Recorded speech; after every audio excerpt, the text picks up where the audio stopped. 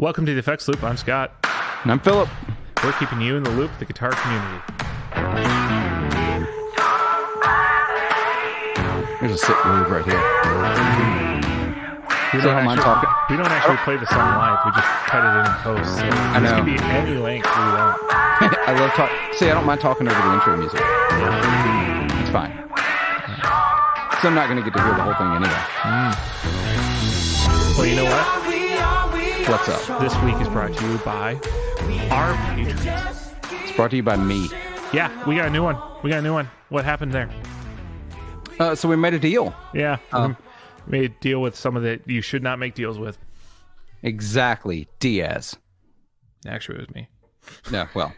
See, technically... Actually, no, you made the deal with Diaz and then I ponied up, wasn't it? Well, technically, only half the deal got filled because the gist was I said that if both Scott and Diaz became patrons of my podcast, 40 Watt Podcast, you can find it at 40wattpodcast.com. I'm sure you'll edit that out. That'll be fine. I have a good bleep now that I could just throw right all over that. That's awesome. But yeah, I said if y'all became patrons of my show, I would become a patron of yours. See, the scheme was that if both of you became individually patrons of my show, I'd make more money than I was putting into your show, and so it'd be a net profit for me. But instead, it's you and I, and technically... Silly rabbit, you don't make money on podcasts. By the time it washes out, it costs us each, $1 some odd, and whatever the fees are. Oh, you're also assuming I see any of the money from our podcast. That's true. I only started operating in the black in the last couple of months, so... Oh, yeah, because you do all the video stuff, and you're probably paid for your software out of that, whereas, like, yep. Technically, our podcast is in the black from all our hosting stuff, but, like, we'd need another 5 Patreons to really cover, like, a Pro Tools subscription and that, too, so... Yeah, see, I use Logic, which is paid for. Actually, I recently canceled my Adobe just because that's the other reason I'm in the black is because I canceled Adobe and I'm just using Logic Pro X, which, to be honest, I don't like it as much as I like Adobe, but it's paid for. It's already covered, right? Yeah. So I like Adobe better. It processes faster. Some things just work more seamlessly. I don't like how Logic tries to sneak plugins on you without you realizing it. Yeah, there's that too. Like it takes actually a little bit more work than it should to create a blank track with nothing on it. Yeah. Well, and this is why everyone always complains. They're like, "Oh, my Helix or blah blah blah, sounding a little weird when I play through my monitor speakers through Logic." And I'm like, "Do you have a plugin on it?" Right.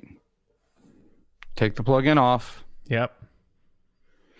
Hey. But yeah, so I did that, cut my expenses that way. But I because of the video I use Riverside FM. And so to get really good quality video or decent quality video, sometimes when it works properly, it's not a Riverside thing. It's just the intricacies of doing online video podcasting is yeah. See, with the hosts on this show, we need to keep it as like standard def or lower to keep it. We have faces for radio. As much as Diaz likes to make Ben Affleck jokes at me all the time, that's more to do with my Caucasianness than my looks. Oh, and that would be really bad for you right now because I would never forgive Ben Affleck for Daredevil ever. I mean, he was an okay Batman. That's fine, but he almost destroyed forever my favorite comic book character of all time. Really, Daredevil? Daredevil's my favorite. So do you like the Netflix series? I'm in the middle of rewatching it now that it's on Disney Plus. Nice. I was watching Spider-Man and his little cameo in it as Matt Murdock. Mm-hmm. There's actually some speculation. Yes, welcome to the comic book movie podcast. Mm-hmm. There's some speculation that he also may make an appearance in She-Hulk because she is also an attorney in New York City. And there is a cross in the comics where they have an interaction as well.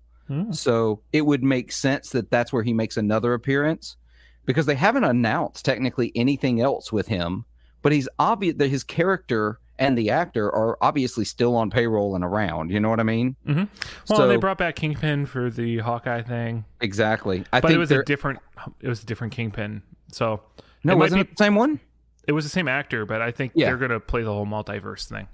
Oh, yeah, exactly. No, definitely. But it'll be interesting to see what they do with it. I thought he looked incredible in Hawkeye, by the way. He looked way more like he does in the comic. He's like big, larger than life. I don't know. It'll be good. I'm excited about it. I don't remember anything about the Hawkeye series, and I think I kind of want to just stay there. I didn't enjoy it. See, I really enjoyed it. I thought it was really fun. I'm excited to see what they do with that series as well. All right. Well, let's. We What's were new on with you, Patreons, Scott? weren't we? Yeah. $5 a month. Join our Patreon. You can join our chat and get the episodes early, and contribute to the show. There will be a Patreon segment that is contributed today if we get to it, or maybe we'll just talk about Marvel stuff for longer. Yeah. Who knows? I have no control over anything on this show. So what's new, Philip? It's been like how long has it been since you've been on the show? It's been a while. Yeah. It's been a hot minute. It's been like 6 months? I don't know. It's been like 3 Ian episodes since I've been on. So yeah, we're measuring time now in Ian episodes. Well, and for Diaz, those feel like eons. Is that an Ian joke? Yeah, gotcha. He won't hear this. Who, Diaz or Ian? Yes. That's a valid point. What's new? Obviously a lot since then. What do I talk about? What's the big new one? I bought a Cower Banshee Deluxe. Oh yeah. Yeah. That's a big one. Got that a few weeks ago. I actually felt a little bad buying it. So, I had been sort of looking at selling a few things and, little things, like a lot of little things, nothing big. And I'd sold a couple that I didn't expect to sell, namely the Les Paul that I bought at Summer NAMM. Did not expect that to sell as fast as it did at the price it did, but it did. And so I had some money, and I was, it was house money because I didn't sell the guitar to buy something else. I was like, oh, I've got this money that's in my gear fund. And I remembered I really, really, really wanted a Cower Banshee. Well, it was not enough money to order one from Doug, right? That, and are you patient enough? Yeah, that's the other thing. The backlog, because Doug's been doing really well lately. Yeah, no, man, the stuff. I'm gonna. I went on Guitar Center. Of course, Cower sells through Guitar Center and Musician's Friend, and they had a Banshee Deluxe, and they had it marked down from like $39.50 down to like $31.50, and that was in like spitting distance of the money I had from the Les Paul. And so I sold a few more things and bought that one. And I messaged Doug. I was asking Doug a few things about it, after it was coming in, because I posted something on Facebook about it. I mean, on Facebook, Instagram. And he messaged me and said, "Did you get that one?" I said, "Yeah." And he said, "Musician's Friend?" I said, "Yeah." I said, "I'm sad I didn't buy one from you." He's like, "No, please buy from them." He's like, "It means they'll order more from me." So yeah, I feel good actually, about that. The sooner they sell through the stock, the more they'll order from him. And he might not make as much money per guitar, but the gross plan of it, of being in Guitar Center, is probably way better for him. Exactly. And it's a really good thing. I think part of that was the idea behind Titan, and the fact that Titan didn't catch on in retail as much. Right. Might be why it's not going anymore. But at the same time, he's doing the the Corona now? Mm-hmm. Corona looks great. It does fix the one problem with the Titan, which is bound headstock. Oh. It makes that nicer premium thing. Yeah, absolutely. I got this guitar in. It's light, which you don't expect from a guitar that big. No. Massive neck, which also I knew that from Firebirds. Firebirds are super light for as big a guitar as they are. Yeah, they're mega light guitars, like 7 pounds. Are 7 they just and a half. cavities? No, it's just the fact that it's the way the wings, it's thin, and the neck right? through, The wings are really thin. Yeah. It's thin. The wings are really thin. And so, I don't know, it's a surprisingly light guitar. The first time I ever played a Firebird, I was like, what the heck? This doesn't make any sense. I expected like Les Paul weight. Yeah. But it's not. It's 2.5 pounds lighter than the average Les Paul. 2 pounds lighter. Dang. Yeah, it's super, super light. Well, the maple cap on a Les Paul adds a lot of... It just can be a chunker if you're not careful. Well, that's the thing about the Banshee Deluxe. It has a maple cap on it. Huh. Yeah, that's the difference between the Banshee and the Banshee Deluxe is the maple cap. Uh-huh. Yeah, so anyway, that was the big one. Really, really enjoying that guitar. It is kind of making me wonder, do I need my other humbucker guitars? Wow. Yeah. My gold top, I'm sort of sitting on the fence about getting rid of it and doing something else with that money. Maybe something interesting, something I don't have.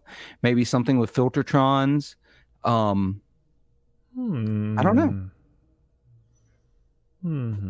Or maybe, and they can hear this first, as someone who is a noted PRS and Strat hater. I don't know. Maybe dip my toes in a Silver Sky, give it a try for a while. I don't feel like I would lose money on one. Yeah, if you can find a used one. I know where there is one an hour south of me. New, cheaper than new. Ooh.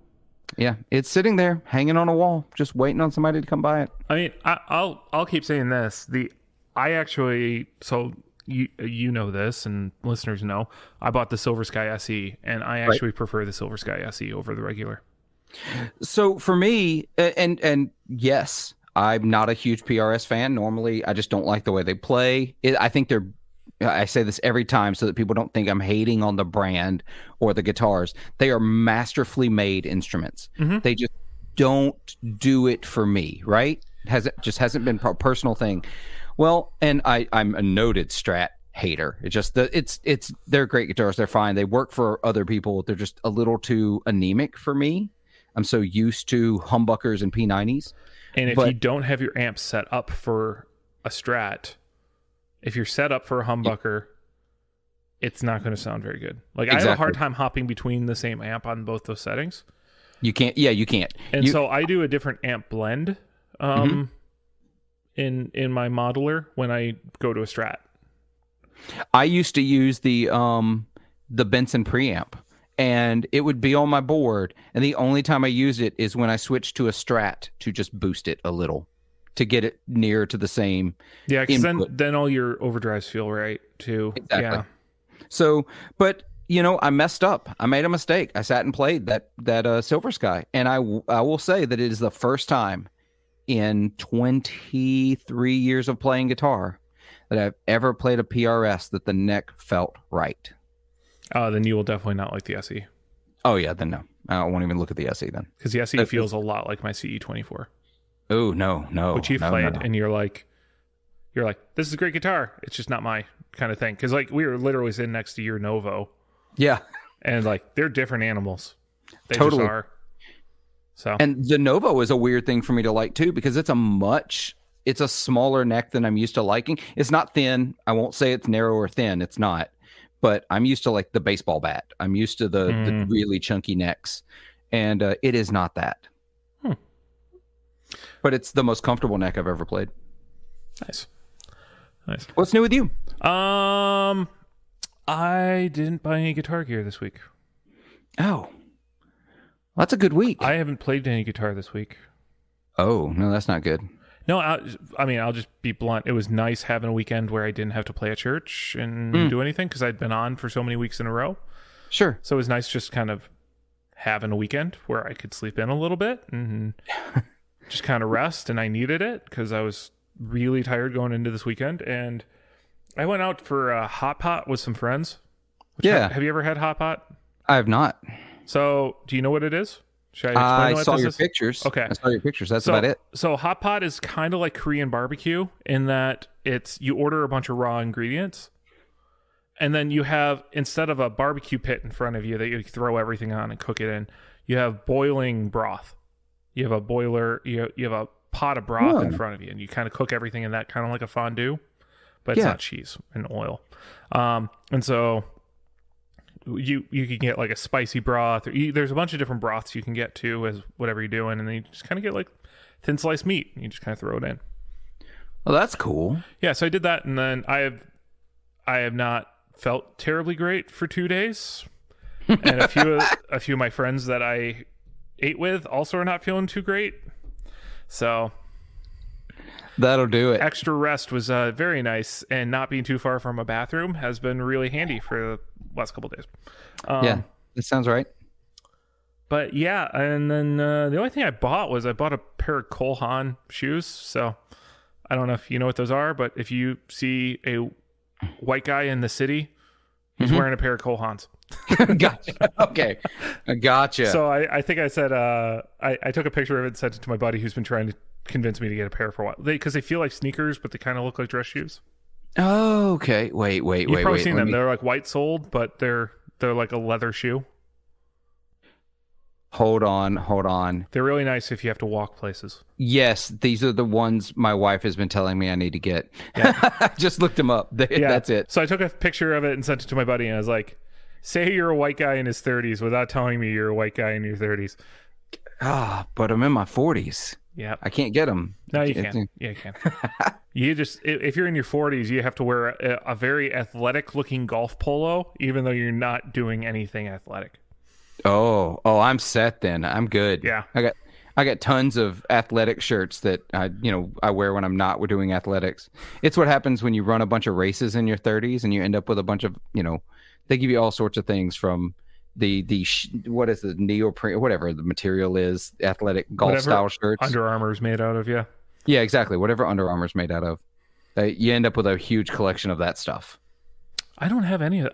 I have one for my former employer, and I'm not wearing that shirt anywhere at this point.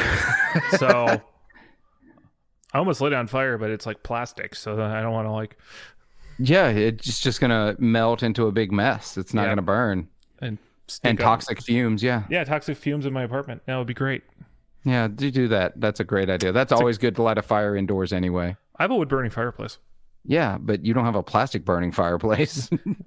I can make it one. Yeah, don't do that. Don't do that. It smells like burning. I'm not a professional chimney sweep, but I'm pretty sure that's not good for it. Yeah, I don't think that's good for it. So yeah, that's my purchase of the week. I'm still waiting on my massive couch to show up here, and then I owe a check here in the next couple of weeks to a guy in Nashville, and then something real big is going to happen. So yeah, you do. Yeah. Well, you should still drive down to pick up that massive thing from Nashville. I was actually talking with my buddy about having him fly it up. Oh, I got you. So I get to play music with Patrick Mayberry once in a while. You don't follow Christian radio anymore, so that's not anymore. He's charting now. He's touring right now with Cody Carnes. Not Cody Carnes. What's his name? He's the guy who did Reckless Love. Oh, Corey Asbury. He's opening for him on this tour right now, and then he's going on tour opening for Crowder later. So oh wow, yeah. So it's fun. So he comes up. He's from the church I play at. Like he was their worship director for years, and then so he comes up like once a month or so and plays at that church. And so we were talking 2-3 weeks ago about when he flies Southwest, he's A-list, so he can just get on, and so he doesn't mind flying Southwest anymore. Okay. Because he gets on so early, he can put the guitar and take up an entire overhead bin and get away with it. Right, that makes total sense. So he can feel safe flying. Whereas, like, at least here in Chicago, everyone and their mom has the Southwest card. So unless you have like A status, you're like back of the plane, guaranteed. Yeah. So yeah, it doesn't matter. It does not matter. Everyone has status. So that's why I don't fly Southwest. Well, there's a few reasons why I don't fly Southwest, but that's one of them. See, I prefer Southwest. I'll take Southwest over United every day. Well, United's like the worst airline of the majors. Yeah, of the major. I was about to say, I could name a couple. You ever flown Spirit? No.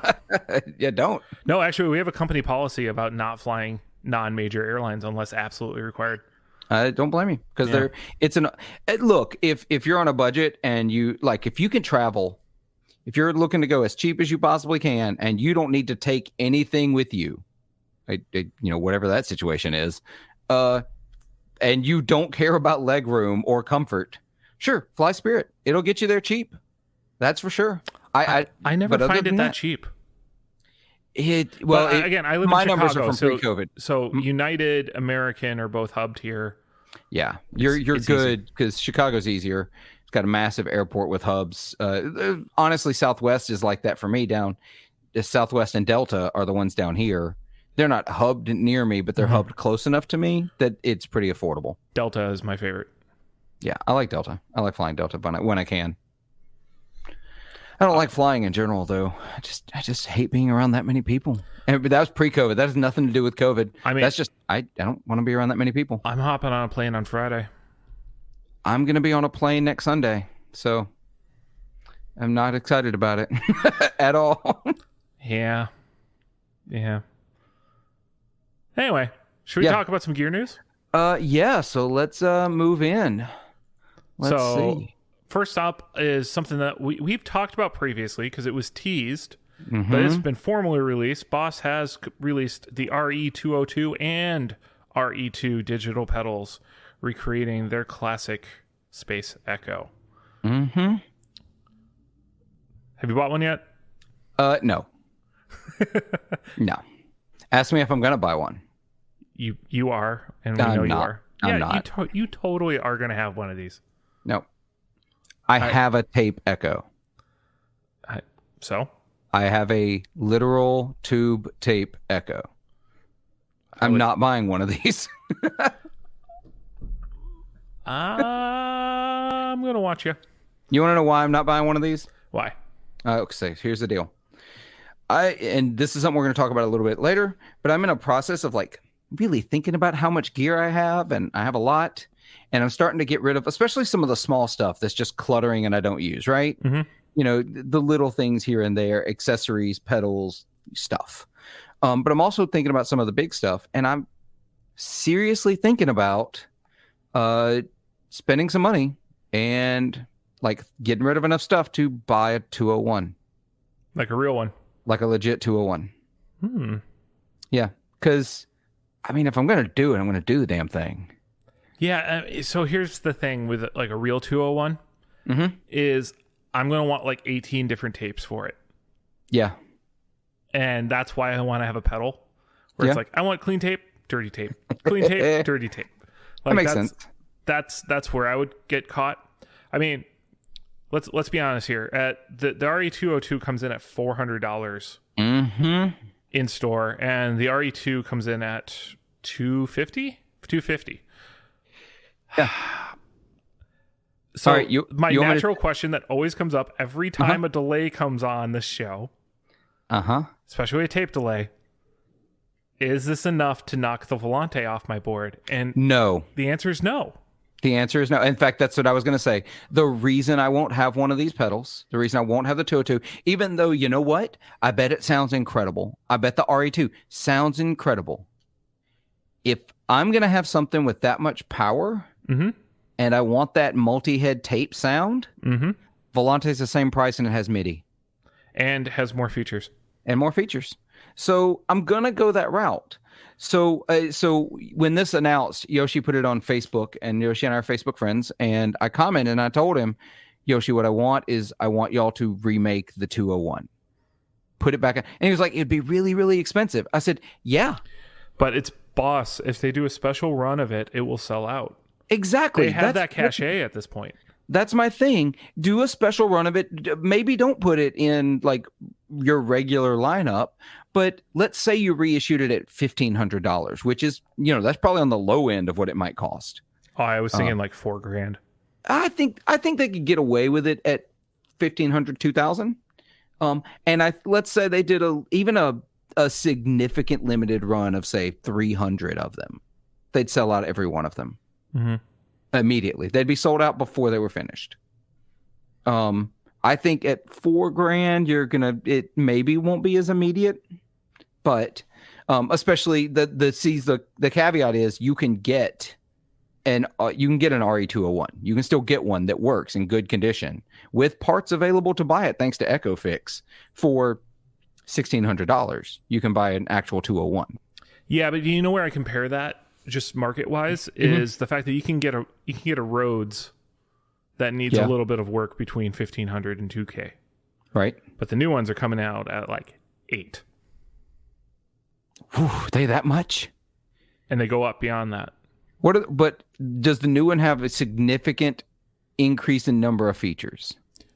They're customizable. You can add things in like tremolo circuits and things. Yeah. See, that's the thing. I don't want Boss to really do anything. You know, maybe just the fact they upgrade components so they're even more reliable. But just give us a 201 that's available to buy right now. That's new. I just don't know if their like parts are as readily available for tape stuff anymore. They are, thanks to a few different companies. So if you're into the EP3 style, obviously you've got Mike Fuller. Opinions exist there. I didn't know until I bought a full tone tube tape Echo, which, by the way, I bought because there is no one else making one. There's no one else making one, and I did not want the headache of a vintage unit. In order to buy the tapes, you have to send a picture to prove you own a tape Echo from Full Tone. Oh, wow. Yeah. And that's just because so many clowns are buying one, or what? I don't know. I don't know if his tapes retrofit to EP3s and EP2s. Maybe they do. And he is like, no, I'm making these for the people who buy my units. Well, I don't know if he's even making tapes or how much of it's like he has a limited stock and he's just trying to. Maybe. But I think he's still making them because I think they did a revision on them not too long ago where the tape, the spools are actually on ball bearings now. So it's a smoother, quiet. It still makes noise, obviously, but it's quieter and smoother tape operation, which the vintage units do not have. They're not on ball bearings like that. See, I knew a guy that I used to play with who was on the Tape Echo train, and like every 6 months he had a new, just ridiculous thing, and he was like, it was like him with like, hear the stories of like your favorite day owning a boat is the day you buy it and the day you sell it. Yeah, that's kind of how he was with Tape Echoes, where it's like the anticipation of the next one coming was really high, and then he gets it, and it's immediately he's spending the next 6 months trying to sell it. See, no, I got this Tape Echo, and it's the sound. Fair enough. So I don't even have it on my main gigging board now. I don't even have a delay. Wow. Yeah, this is it. That's what I've got. Because I don't need tap tempo. To be honest, I don't, for the stuff I play and the way I play. I don't even need tap tempo. So I set it more. A slapback's really easy. Set it on the fast mode. Slider almost all the way to the left. If I want a more ambient or just that more delay, I time up, repeat, volume down, and I'm there. It does it. So, all right. So back to the RE2 and the 202. I think the RE2 though, coming at $250, stereo I/O, tap tempo. It does it, and it still has 3 tape heads. Yeah, they're going to sell very, very well. That thing is going to do well. That thing, yeah. I think I felt like 250 was a little high for a Boss, but still. Wazacraft. Yeah, it is Wazacraft. So no, it's not Wazacraft. It's not called a Wazacraft, but like they have Wazacraft stuff in that area. And let's also be honest, at this point, as we've all grown out of the Boss are cheap pedals phase now. Yeah, that's true. And we still all super believe in that enclosure. And so it's proven. I don't mind spending that much money on a enclosure like that. But I do also question, do I want a battery compartment on these things anymore? Can they think about something else? Yeah. But yeah. This is the first time Boss has released something to fill that. How many people do you know still use an RE20? I know a bunch. You still see them a bunch, yeah. Yeah. I know a bunch because Boss didn't have anything else that gave you that sound. So I think this will do very, very well. I think the 202 will do very well for people who are really into being very, because the Volante was not meant to be a 201. It was meant to be a Benson Echo Rec. And so this is going to have its own tonal characteristic. Well, can we also talk about another update to something that's been about 20 years old? Sure. after long delay and multiple repeats of us guessing when this is coming out, Boss has revived the... Line 6 has revived the DL4 into a Mark II version. To much fanfare. Yeah, a lot of people really, really excited about this one. I'm slowly growing on the hype train on it. Are you? I'm not there yet. I'm not there yet. So, one, I'm a big DL4 advocate. Mm-hmm. I still have mine. I've modified it, everything. Yeah, fixed the switches. They never broke. Oh, really? Yeah. Oh, you've got one of the rare eggs. So there's an interesting debate of me sitting there going, everyone says I'm crazy. Like, oh, yours never broke. And I'm like, no. But I did replace the foot pedals when I started gigging more regularly with it. Gotcha. Because I could, and I got ahead of it. Yep. But at the same time, I can go back to the old switches anytime I want. But why would you? Because the way I installed the replacement switches left the original ones in. Oh, really? Yeah. So the way the old switches work is there's a little surface mount-ish. It's a through hole component that sits there and just kind of clips in, and then it's got a little button on the top of it. Okay. So it's got a little clicky button, and then there's this big long spring mechanism that goes up to the foot switch that you press down, and it hits the little mechanical button. Gotcha. It's the same technology that's on a lot of pedals that are out there. Like my Kemper foot switch has the same tech in it. Mm-hmm. So what happens is you can actually just leave that in there. You take the spring mechanism out, and you can fit an entire momentary switch in there, that area. And you just solder the two leads to the existing switch. So it's actually easier to install if you leave the existing switch in, because now you have those two legs to solder onto. Oh, that makes sense. Yeah. So, yeah, it's there. They're in. I had a tap tempo to mine too, like an external tap tempo. Oh, that's nice. Drilled a hole in it, never used it. And then I did the preset mod and the looper mod. Because there's so much empty space if you don't have batteries in the original DL4. Right. So this new one, there's not so much empty space. They've made it smaller. They've replaced the switches. They now have Helix switches on them, so they have those light ring things. Which I love. I love the Helix switches. They have all the original delay sounds with a whole complement of new ones as well, which are all pretty cool sounds. And then on top of that, you can add reverb to any of them. And you have MIDI presets, and you have MIDI through, and you have a microphone input with a preamp gain on it. The mic input is the one feature that sort of gets me there. Like, okay, that's different. That's cool. Because it goes into how many people use them as a mic thing, and they run these like weird adapters into them, and they have buzzing and.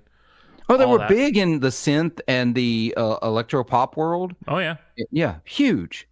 But so here's the deal. I'm gonna be the naysayer just a little, not like a mega naysayer. Yeah. I'm sure it's great. So this thing is $420. No, that is the list price. Is that the list? Okay. Yeah, they're $300. Oh, $300. Okay, that's much better. Which is like about what the original price were. I know they sank to about $250 for a while. Yeah. Okay, but that puts it more in line with what I expect, because if it were at $420, I was going by obviously what was in the article, but I had not looked at the street price yet. At $420, I'm starting to think, does it beat a Volante? That comes up again, doesn't it? Well, no. Why would I get this over a used Stomp? You could get an effects in that price point. Could you get a Stomp that low? Used, you're $420, $500 is where you're in that. You're starting to get in spitting distance. But you could say the effects as well. Why am I getting this instead of the HX effects? Used, not new. I would say, just to be blunt, knobs.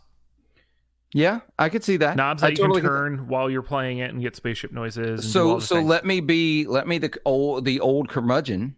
They're one of the reasons I'm not high on the DL4 this version. I hate hidden features. I hate holding a button or 3 buttons or 2 buttons, twisting a knob, standing on my head while drinking a beer to get into this feature. It drives me crazy. That's one of the reasons, one of my only complaints about the some of the Strymon stuff. The Strymon El Capistan's one of my favorite pedals of all time, but I hate the hidden features. I hate that they're not marked in any way. It drives me. I don't like having to deal with that because I'm an on-the-fly person. I'm playing gigs that are very improvisational in nature, and so I'm needing to do things quickly. But wouldn't having 3 presets at your beck and call for whatever you're doing be amazing? So you can do preset with delay, preset with like something else, and then preset with reverb. And so you could be like just delay with small reverb, delay with big reverb could be your 3, and then you don't run a Morningstar or anything like that for your preset capture, but that would be how I'd set in the up. right direction. But I would have been all over one of these had this come out like 3 years ago. Yeah. It also edges back into the direction, though, of where I left when I left like the Helix world and stuff like that. It edges back into that direction of, and I mean, I don't think I've talked about it on this show, but I have the timeline, right?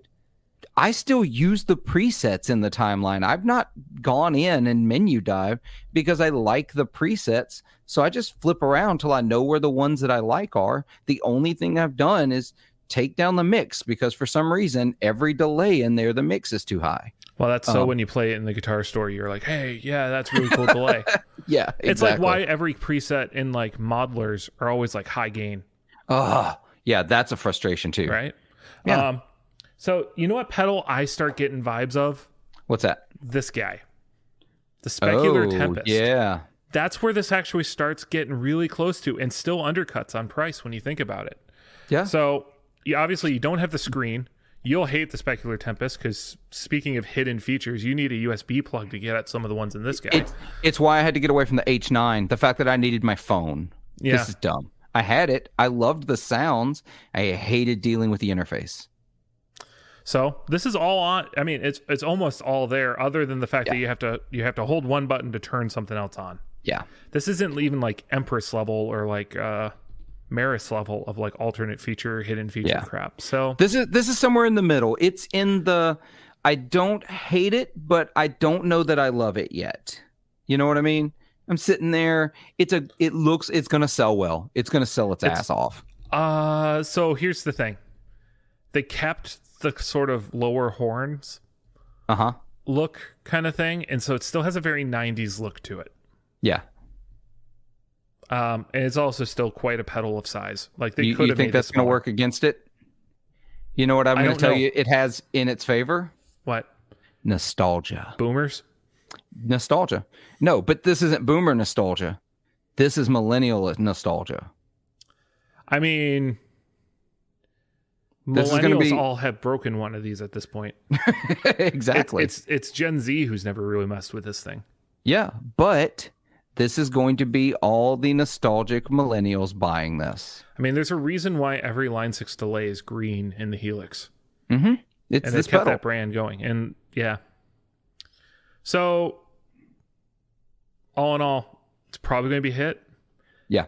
Now, when you first told me about this pedal, because you're the one who actually spilled the beans to this for me.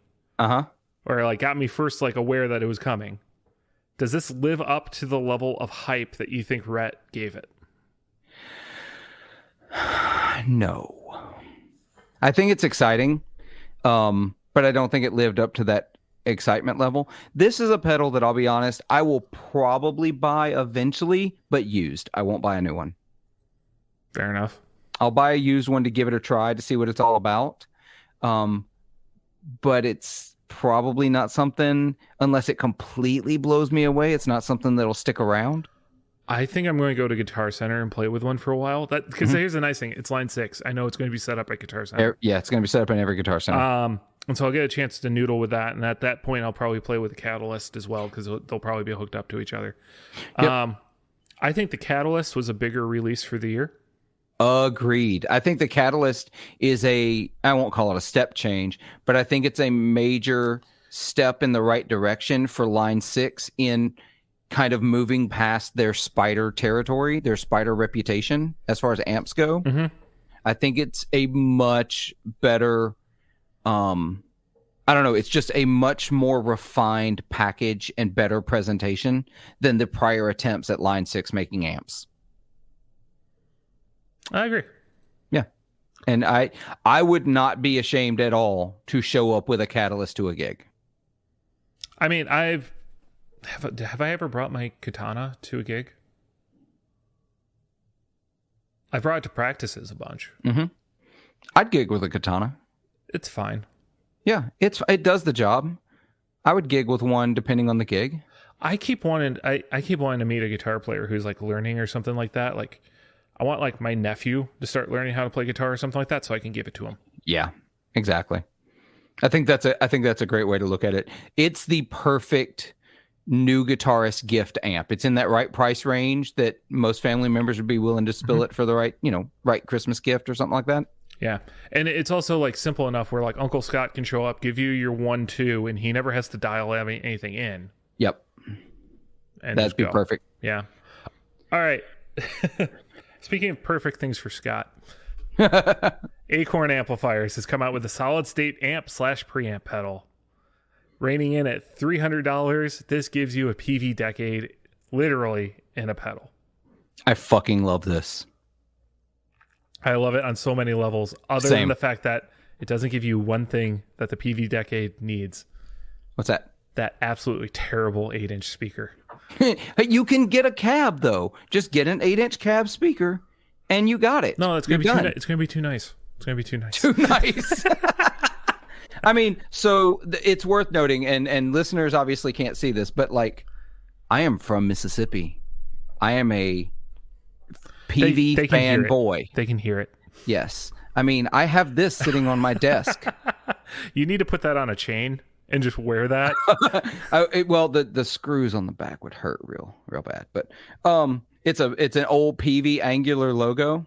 Actually, I'm actually going to be sending this to Rhett. Believe it or not, I'm actually going to mail this to Rhett Schull to attach to his truck.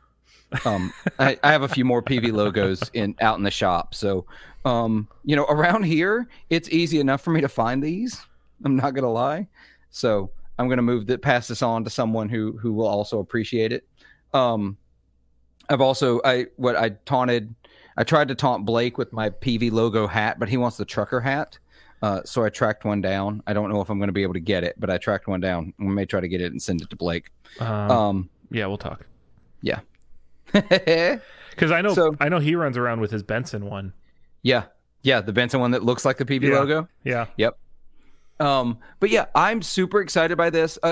I wasn't excited about it at first glance because I didn't, I did that thing where I don't read, I just see a headline, right? Mm-hmm. When I saw $300, I thought, oh, okay, it's a $300 dirt pedal that recreates the front end of a PV Decade. Whatever. No. This is a 10-watt amplifier on your pedal board. Yeah. And so the PV Decade actually does have a preamp out on it as well, and can be run on 18 volts. So it naturally can become a pedal really quickly without much modification. And it's got the same 3-knob EQ, two-stage gain. It's a PV Decade. I'm so excited about this. And the problem is I don't have the spare money right now to pre-order. So I'm going to have to hope I can get one later. It's Acorn Amps, though. I think this is going to be a short run. I know. So don't get me wrong. I put it in a cart like multiple times and just was like, yeah. You just bought a Big Sky that you haven't even plugged in. There's like that level for me. For me, it's like you just bought a Banshee. It's like that's a lot of money that I just got through shelling out. Yeah. So there's a part of me that wants it, and there's a part of me that's like, don't do it. And then there's the other part of me that's like, Scott, you already have a real PV Decade. That's true. That you've already captured, and you run around with a capture of it where it's just perfectly sounding in your quad cortex. So whenever you want to go Queens of the Stone Age mode, you can. Yeah, you got it. Absolutely. And I also have it already pre-queued up with Big Muff dialed in perfectly. So, but all right. I know these are crap amps. Yeah, absolutely. They're crap amps. There are so much. If you can find one in an impulse amount of money for you, they're actually a wonderful, useful tool to have laying around. for color and texture and recording and things like that. Just it's for fun. never going to be your main amp. Nope. This gives you that sound on your pedal board and then some. Now, I would love one that is a preamp with a cab sim. Yeah. That just does the sound and you're done for a bit less, but or this is cool. Your Big Sky has a cab sim built into it. Yeah. Done. Or a more radar, or what is what's the TC Electronic one called now? Oh, I can't remember, but I know what you're talking about. Because the TC Electronic is now the IR to buy. Yeah. But anyway, only downside here, 18 volts only. 18 volts. That's it. But if you're running the right power supply, that's not a problem for you. It's right there, or you get a voltage doubler. Yeah, exactly. Voltage doubler, you buy the cable, it's like $10. No, actually, there's these little inline things. Who makes them? That's not it. That's a splitter. Zodic makes one. Or the thing I keep preaching at this church, if you're not using one of the Eventide or Chalk's power supplies that have switchable voltage on every output, what are you doing? Saving money. They're not that expensive. Now. The big one's like $200. Yeah, but like if you're someone like me, that when you bought your power supply, the one to get was the Walrus Phoenix at the time. Yeah. And you're like, well, I'm not getting rid of that. Yeah, or my small board. Well, see, I did. I sold all my old power supplies and went to the Eventide ones, which are just Chalks rebranded. Mm-hmm. The 4 that I have on my small board has 4 outputs, 2 of which can be swapped between 9, 12, and 18 volts. And every output at 9 volts puts out 660 milliamps. Dang. Yeah. It's also super thin and fits under a freaking Novo pedal train with no height adjustment to the feet. Nice. Yeah. Why is anyone using anything else? Anyway, I digress. You do you. Whatever you want to do with your money is fine. But seriously, they're not even that expensive. Get the good power supplies. You know what you also need good power supplies for? What's that? Chase Bliss pedals. No shit. So there are rumors that Joel has announced that 2 new pedals might be coming out this week. One of which might have leaked already. Yeah, chances are by the time this episode airs, they're already going to be out because Chase Bliss is usually sometimes he does a Thursday release. Yeah, we'll see. Sign up for his mailing list if he has come out already. But there's rumors of the Habit Delay. It's an Echo Collector. Ooh. It's being called an Echo Collector. So I wonder if this is more in the territory of the blooper. Oh, perhaps it's a stuttering reverb kind of a thing. Yeah, I don't know. The one leaked image, I can't read the controls. Yeah. Wait, I'm sorry. I can see modify, spread, and scan, but that's the only 3 I can read. So the spread's an interesting one because it still appears to be a mono pedal. Yeah, yeah, because it's got a tap on an expression in and a tap on each side. So there's 2 jacks on each side, but only 1 input, 1 output, an expression and a tap. Yeah, it's a tried and true Chase Bliss enclosure. Yeah. So I don't know. See what this winds up being. I'm always excited about Chase Bliss. I'm a big fanboy for that brand, so I can't wait to see what comes out.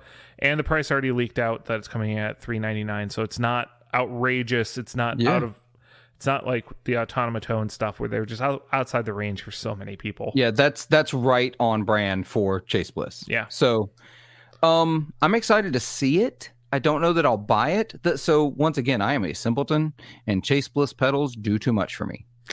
Dip switches can be overwhelming. Once you get the hang of it, they're awesome. But I had a warped vinyl for a while. I adored that pedal, but the 2 sounds that I liked in it, I could get in a much simpler pedal.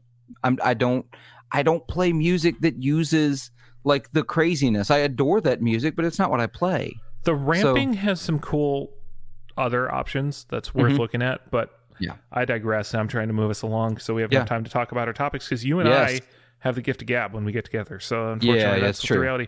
Last piece of news: Gibson made another one-off guitar. We don't care. It's for charity. I'm gonna give them so it's raising money. Are they actually selling the guitar, or are they just selling stocks of the guitar? Yeah, that bombed horribly. No, they're selling the guitar. It's for Men's Health through the Distinguished Gentleman's Ride. It's a partnership with Triumph Motorcycles, which, by the way, I love Triumph motorcycles. I don't ride anymore, but oh my gosh, they make incredible motorcycles. But it's charity for Men's Health. They've raised a ton of money. So far, 31.6 million since 2012 as a charity. Got a bunch of riders. I haven't read all the things about it, but they've got 54 days to go. So is this related to Movember or not the same?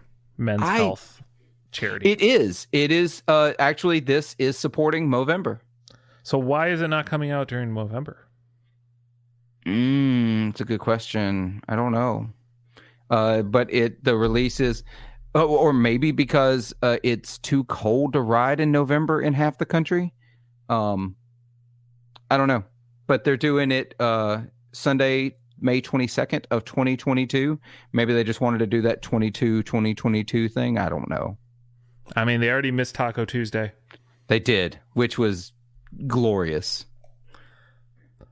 So, speaking best Taco of twos, Tuesday of all time. Speaking of twos, mm-hmm. We were talking earlier. We have a Mark II Line 6.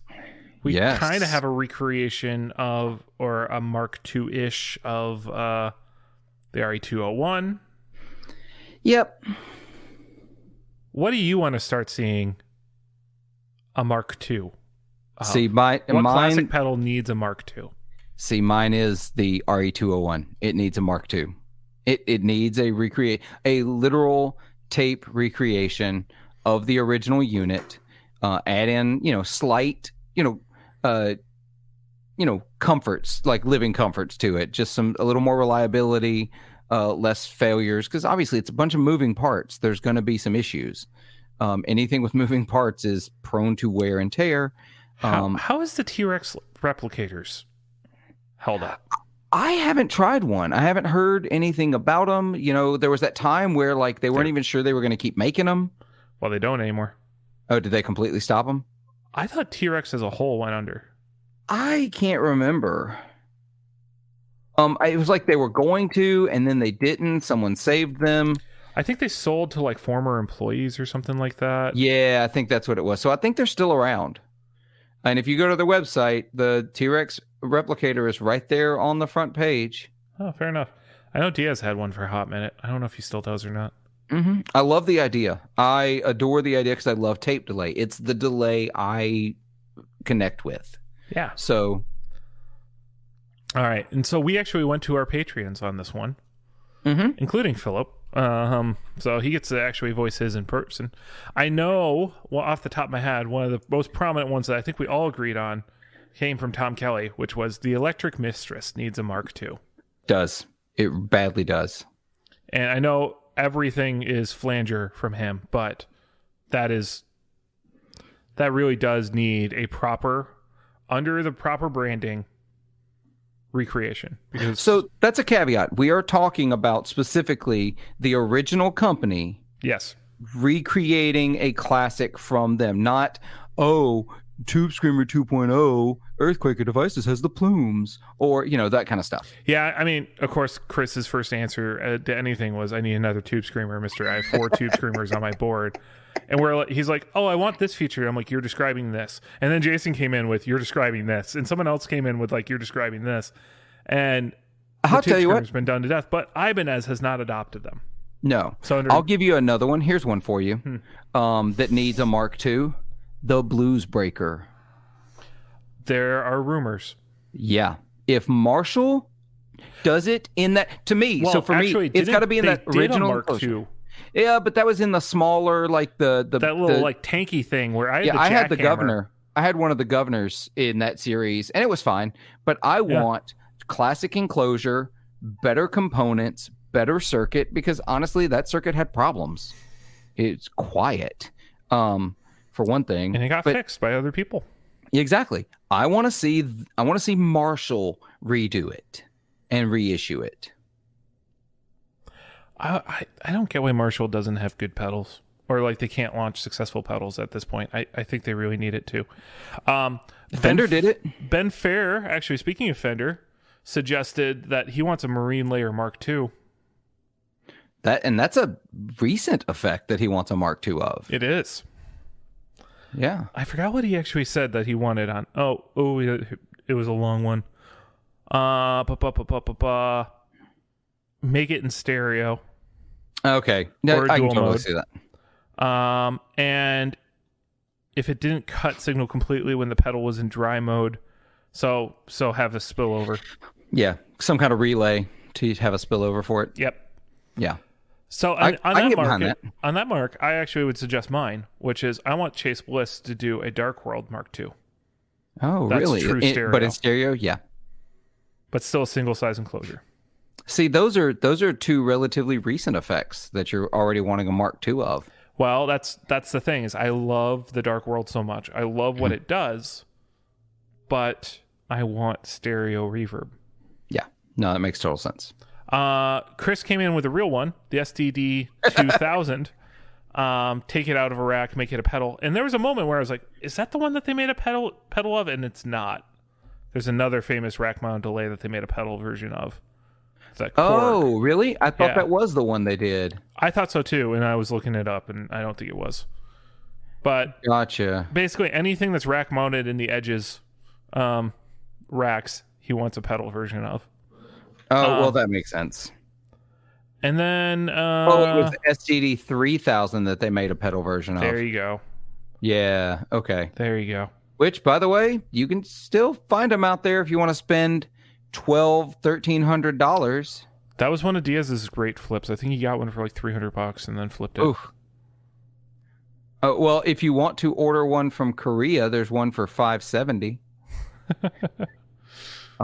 Yeah. You can try. There's that. You can try. Only $40 shipping, so that's pretty awesome. So with that, if you're listening to this right now and you're like, you idiots, you're forgetting something. It's so obvious. We need a Mark II of X or X, whatever, from the original brand. I think that's the stipulation here. That's the stipulation. I would even say if you're saying, oh, I want a Mark II of the Tone Bender, even though there are already 4 marks of them from Sola Sound, technically that did happen with Boss. Yeah, because it was from Sola Sound. It was in collaboration, so I'm counting that. But what is it? What do you want to see a classic pedal Mark II from the original builder? Put it in our Facebook group. So I'll give you an interesting one that I wonder if it might be coming. CE1. And I'll tell you why I think it might be coming, or something like it. The CE2 Waza didn't count? No. I want to see it in the original enclosure. Oh. So that's a big deal to me. So look at the 202. It's in effectively a new version of the CE1's enclosure. It's got those rounded sides and edges, that faceplate. Yeah, it's a modern version of the CE1 enclosure. That's an interesting one. Think about it. That's the only pedal they make with that enclosure right now. You think that Boss is going to make one pedal in an enclosure size? Mm-mm. Never. They never only make one pedal in its own unique enclosure. It's always a series. Interesting. So I don't know what's coming, but I suspect we're going to see something else in that enclosure. That's some good speculation there. Yeah. So we'll see. We'll see what comes out. I'm super excited. I'm really excited to see Boss being progressive and Boss being, doing what they do, but bringing it around in a more in a modern package to a degree. But also recognizing their own brand strength now and nostalgia. Exactly. They're doing what they do, not changing their... The what? Bring back the slow gear. Oh, well, I have it on good authority that it's really easy to make your own slow gear. I know, but it's not a Boss slow gear. No, you can make it out of a Boss pedal. You take the Boss gate pedal, and there is you got to buy one of the older ones, but it is a very easy mod to turn the noise gate into a slow gear, because all a noise gate is a slow gear in reverse. Fair enough. Yep. All right, we had one last thing we wanted to talk about before we got out of here, and that was something you were going to bring up. So why don't you introduce this idea? Yeah, so let's talk about the idea of I'm going through this. I do this. We all do as gear collectors and players, and it's the ebb and flow. It's the accumulate and divest phase, right? Accumulate a bunch of gear. I don't know what the second phase you're talking about is. Yeah. So no, I'm in it too. I mean, I've been selling pedals like crazy, trying to get some countertops back. I have this idea, like we as guitar players are like, you see it all the time. Oh, well, I got to have that dual humbucker sound, so I got to have this guitar. Oh, I need that Strat sound, so I need this guitar with the Strat, load out. Should have just bought Titan. Well, yeah. Well, I really want to have, that AC30 sound, and I want to have the Marshall sound, and I want to have the Fender sound, so we collect Benson pedals Monarch. and amps. Well, we collect amps and pedals and guitars to try to cover this massive sonic spectrum, right? Oh, when I want to get this vibe, I want to get this vibe. I think there's a lot of argument to be made for go through the gear. That's fine, because you got to discover what you like and what is you. But then there's a point where you need to come around to, it's less about trying to get every sound and just trying to find the sound I connect with and making that fit the other whatever situation you might be in. And so I'm going through this phase where I'm like, how many guitars do I really need? How many amps do I really need? Can I get by with one amp, a couple of guitars, and just a handful of pedals? And I one up to you right away that says I can get away with one pedal and one guitar. And see, you can't. But I can. You can. But so the discussion that you brought up, the quad cortex, you very easily could have said Helix, you could have said Axe Effects, you could have said Kemper. You could, and we'll insert any of those. We're not here to argue the strengths and the merits and cons of those individual units. So I went down that road. I've been down the digital route, and it doesn't get me excited to play. So strike one right there. I don't get excited to play a quad. Exactly, for me. I can only speak for me. I don't get excited to play a quad cortex or an Axe Effects or a Helix or any of that stuff. What gets me excited to play is to play through an amp with a handful of pedals that I really, really love, and the way that interacts. It gives me it's psychoacoustic. It's 100% psychoacoustic, because the digital units sound great. They just don't excite me. I mean, half the time I can't. When someone else is playing, I can't tell. Yeah. No, you're not going to be able to tell. The audience does not care. But when I'm playing, there is a thing in there that you sort of just know, and there's all this kind of things. But I'll also put it this way. Having lugged around a 1969 Fender for a number of years and gigging with it, you never knew what it was going to be that day. Yeah. It was a very fickle thing. And so some days I was always like, all right, is this going to be the time it blows?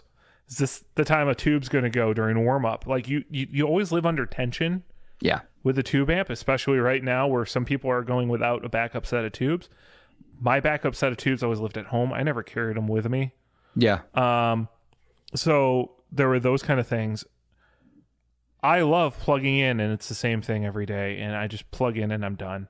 My setup time is as low as it's ever been. Mm-hmm. My back doesn't hurt when I log in. So, like, the quad cortex is giving me a lot, and it's allowing me to focus more on my playing and do other kind of stuff too, where I think you and I were talking about this earlier. My comment was, my playing's gotten better now that I'm on a modeler, because it's the same thing every time. I have scenes and stuff set up or whatever. It's very consistent. My stuff doesn't change between things. So I'm focusing more on my playing, and more important than any of that, I'm paying way more attention to the band than I used to, because I'm not focusing on my tone anymore. I know my tone is my tone now. For me, it was the opposite experience. It was because I didn't connect with it as much, and I didn't get as excited about playing. I was constantly scrutinizing the sound I was getting. And also, when I was playing, let's say I play musicals or church gigs with it, that was fine, because I knew I had a reliable sound system, half the time with a sound guy who knew what they were doing. In the case of the church gig, I could at least guarantee he wouldn't be drunk at the time. That's the one. Yeah, well, you get what you get. So what you you got. were a grape juice church. Yeah, at that church I was, but well, that's because the Catholic church I grew up in didn't allow electric guitar. So, but the point though is, I need that connection with it, but also I want a single channel amp. I want as few knobs as possible on the couple of pedals that I do use. Like, I don't mind inconvenience at this point if I can just play. I talked on should be out by this episode coming out. I talked on my podcast this week in my conversation with Marcus Reeves that I do gig when I do long sets, not for like short, 2 or 3 song type stuff, but I actually carry a rotating speaker because I like the sound of it.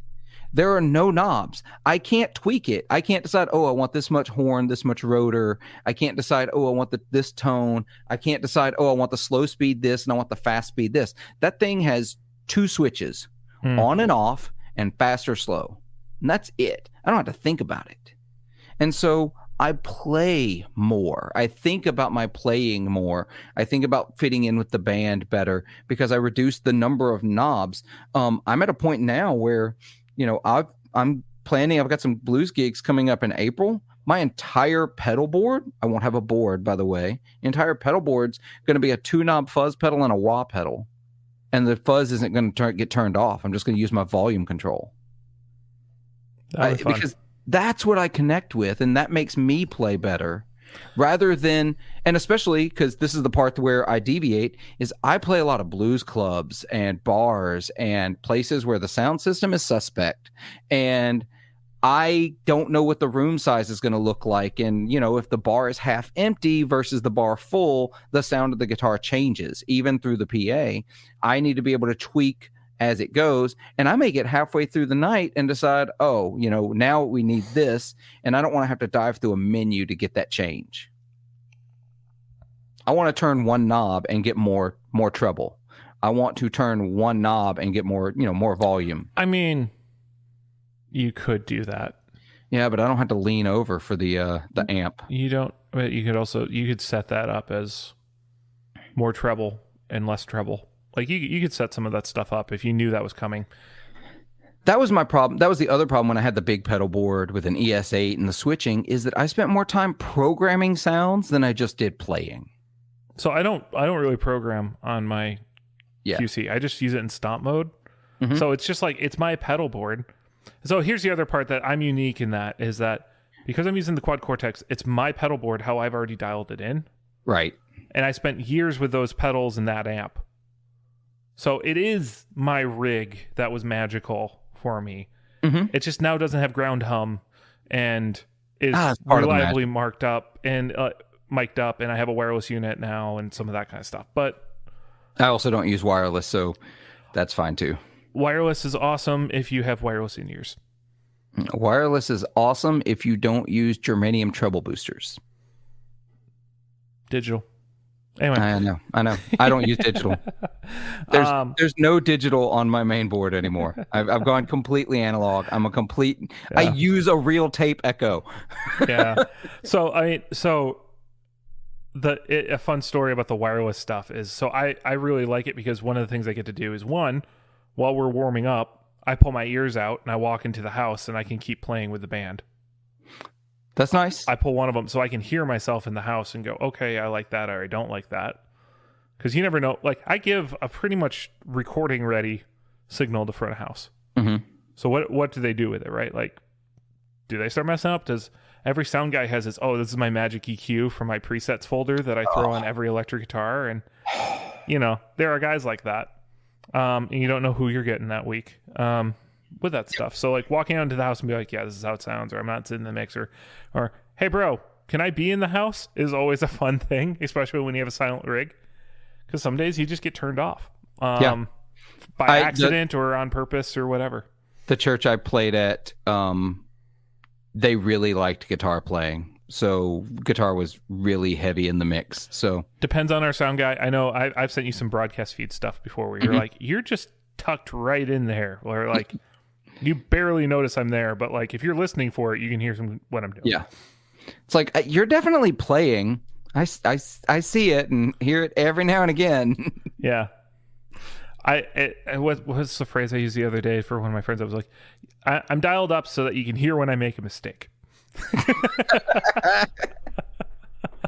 Right? Like that's the level you are. But like part of it is also the way I set up my tone is a bit more round, and I'm not a very piercing tone, and I'm mirroring keys a lot, or we're doing tracks with it. So it's not that you can't hear me, it's just that I blend with other stuff really well. Yeah. And so you sometimes attribute it to something else, or whatever. But I don't need to defend my guitar playing. I'm fine. No, I'm quite content And I think it's different approaches, different styles, different goals. Like I play a lot in trios. What's interesting is at the core of it, I think we both said we want to do the same thing. Yep, exactly. Stop being hung up on our gear and focus on playing, because our gear is there, it's working, it's dialed in, and there's some organicness to it. Exactly. So like if you watch me play, you'll see I'm fiddling with my knobs on my guitar all the time, because I don't really like switching gain pedals that often either. Because I don't like the hard on and off of... it's super dry versus a clean tone. Yeah. So what I do is I usually have like an always on gain pedal, and I modulate my playing a ton, because I have a pick softer and change your picking technique, and then roll off the volume knob, and roll off the tone knob is something I'm playing with a lot more than I used to. Here's one I do that a lot of people don't do. I will, depending on the gig, I don't do it a lot on my trio and quartet, 4-piece gigs and rock and blues gigs, but I was playing church gigs and I had half the time had a music stand in front of me, or have something in front of me. Sometimes I used, we had we're a real church where we actually memorize music, so we don't do that. We had the personal mixers on the stands next to us. So I don't have those either. I mix with an app of my phone. Oh, that's nice. But I could put it on the ground too, or in a strap pocket. But I would actually change picks depending on sometimes what I was doing. Oh, so I have this really lucky thing that I learned a few different picking techniques. And this was really due to me taking a few months lessons in bluegrass. I learned how to flat pick versus a rotated pick. And because I use a beveled pick, it's really pronounced. So just that, how I rub my pointer finger and my thumb together, I can get a lot of different dynamics without even changing my wrist. I use super thick picks, like Same. 3 mil. Same. I use these prime tone things from Dunlop. Yeah, I flip back and forth. I've got some Dunlops that I use, but I've been using a lot of the Honey Picks stuff. Those lately. are good too. Those are quite good. They're incredible. Rick's incredible. Shout out, one of my patron supporters. But then I will also switch to something that gives me some, not just flex, but there's a flick sound to a thinner pick that you can't get with a thick pick, no matter how you change in strumming. Yeah, you can't strum the same. I strum just fine with a thick pick, but there's also this strummed sound that's harder to get. That's like this lighter. I don't know how to describe it. It's like the old, like everyone I knew started with the Dunlop nylon picks. Mm-hmm.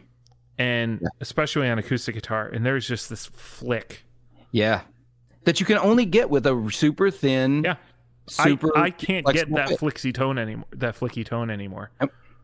And then you have like the crazy things of like, if you ever watch like Corey Wong play and how he gets such a unique attack sound from the weird way he plays. Yeah. And it is like legitimately, he just plays weird, and that's like the real key to what he does, on top of just he's quite bright and has some really cool ideas. Mm-hmm. But how he thinks of his guitar is more like a slap bass. Oh, so there's a down and there's a pop, and that's kind of how his rhythm works. Mm-hmm. And so that's why he clues in with like rhythm sections so well, is he plays like a slap bass player. Yep, and he's incredible. He may be the best, definitely the best funk, I think, but the best rhythm guitar player out there right now. Just the way he plays. Now, he plays lead. I'm not saying he doesn't do any of that stuff, but his rhythm playing is the most ridiculous thing. That's why I love... It's the modern incarnation of Prince. That's really what it is. I love hearing him and Mark Lettieri play together, because both of them have these very, very unique comping styles that play off of each other so well in Fearless Flyers. Totally. So that's my thing is lately I've been, really looking at how much shit I have and like, do I really need, like an amp for each tone, or do I just need to find the one that I connect with and learn to use it to get all the sounds that I need? Because you don't need to match the tone of a recording, of an artist, of a style perfectly. Oh, that's where, I mean, again, I know I'm only talking from like a praise and worship guitar player's perspective, and a lot of our listeners aren't from this world, so they don't get this, but there's a lot of praise and worship guitar players think of themselves as cover bands upon cover bands, where you download the same backing tracks from the band that performed it live, and you have to sound exactly like the album. You have to buy the same guitars, and there's these dudes who show up for like a 3 or a 4 song set at a church with 2 or 3 guitars, and they'll switch between them and stuff like that. And I've had this discussion with multiple people where I'm telling them, I'm like, dude, I don't even change my gain pedals between songs unless it's really warranted. I have my sound that fits with this band today, and we're not changing it around. But that also comes from the fact that we make our own tracks. Yeah, so we create our own sound. And our keys player is on a Nord, and he's dialing in everything on the Nord. He's not main staging between crazy presets. And so the organ will show up, the Rhodes will show up, the keys will show up, but they're not like, we're not having a jarring transition between each song. And as a result, it also means I don't have to transition sets or scenes or presets. I'm still running, every week I'm running my Super Reverb as the same patch every single week, depending on what guitar I have. Anything from a Strat to a Les Paul and everything in between. But then I sometimes change out the amp that I'm blending based on what guitar is there. So sometimes I'll blend in a Vox, especially if I'm playing humbuckers. I have a 2-rock patch that I blend in if I'm playing a Strat, because it just 2-rocks round out Strats really well. They really do. And now that you have 2-rock, you might actually start liking your Strat again if you dial in your 2-rock for your Strat. Yeah, that's the trick. For me, it's and the 2-rock that's the amp that if I were to get rid of the rest of my stuff, besides my Super Reverb, it's not going anywhere. But it's also a 1970, and so I kind of need to retire it from going out on the road anyway and playing these gigs, and because they're about to be worth a lot of money. Yeah, I need to have this one fixed. I've got a grid resistor capacitor that sounds like it's going out, or a grid. I doing a bunch of words that don't make any sense there. Ignore what I just said. There are some components that I have a list that need to be looked at. I've got a tech that's going to go through it and replace some aging parts. It got a tune-up a couple of years ago. Owning a vintage tube amp is like owning an older German car. Yep. You don't even want to bring it into the shop because you don't want to know what's not within spec anymore, but you're still driving it. Yeah, exactly. That's exactly right.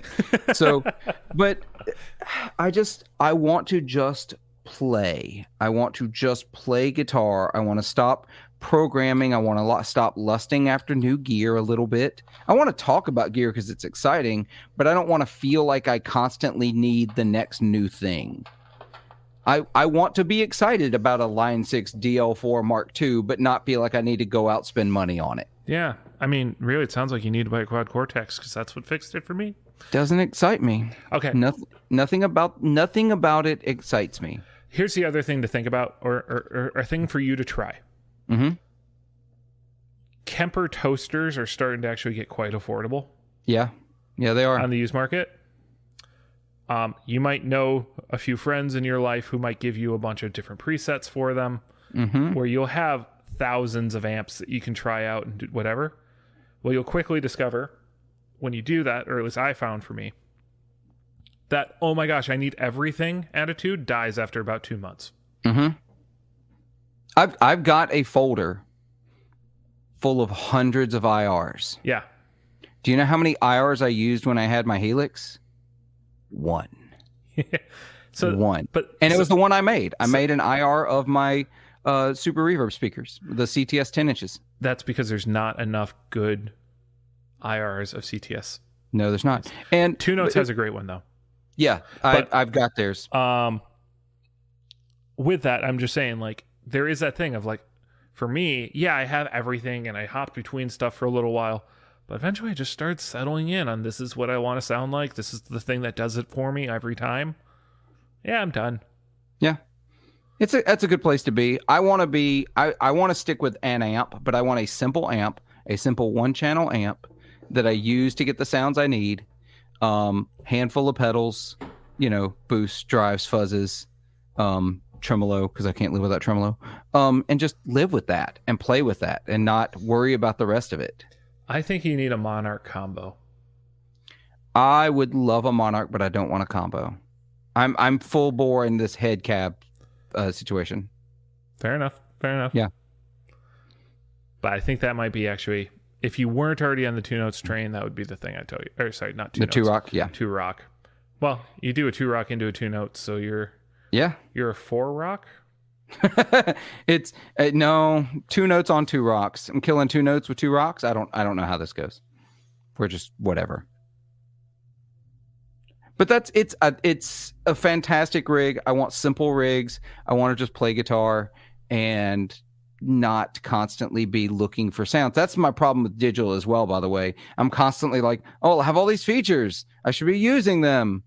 But no. That's another thing too for me. Like every time there's new features, you gotta try them out. But maybe it's just I'm getting older. That might be really part of it. Is I'm just like tired of new crap. I just want my stuff to work.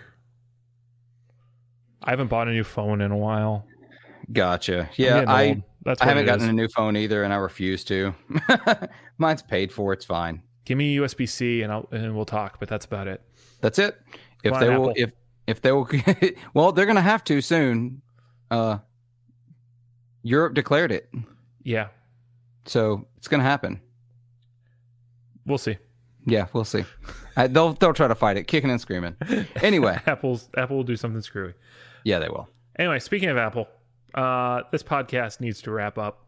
Yeah, it's getting a little long in the tooth, isn't it? Yeah, it is. It's so old, it's going to start complaining about phones and new things. And its knees. Yeah, its knees and kids playing on its lawn and how you just need to plug into it and straight into the amp. Yeah, just plug straight into the amp and turn it up. All right. So, first off, to all you listeners, thanks for joining us.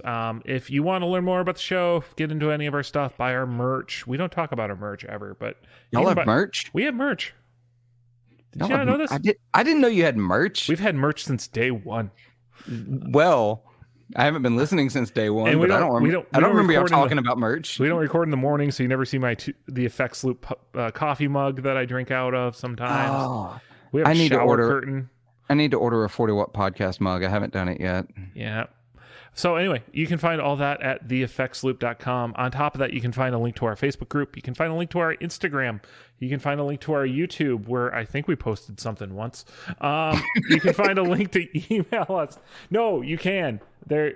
So we have this one old episode that just keeps getting weirdos commenting on it on YouTube every once in a while.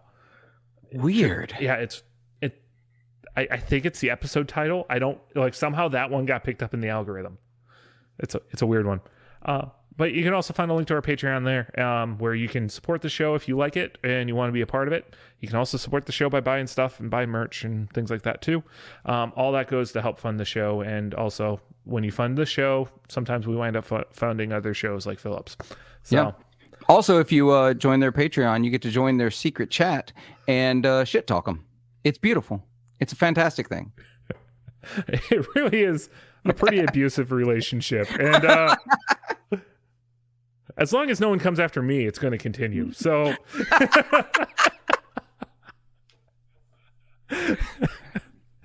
so you can check that out. Yeah, that's for our $5 and over. And also, you get the episode early. So everyone in our Patreon will be getting this episode tonight as I edit it, probably in about a half an hour. Nice. Whereas everyone else, you got to wait till Wednesday morning for this to come out. So why wait? Sometimes we let gear announcements slip. Yeah, other things happen on Wednesdays. I mean, you're busy. So get it on Tuesday. Get this through. Yeah. And also, you can check out Philip where? You can go to a ton of places, but the easiest way will be 40wattpodcast.com.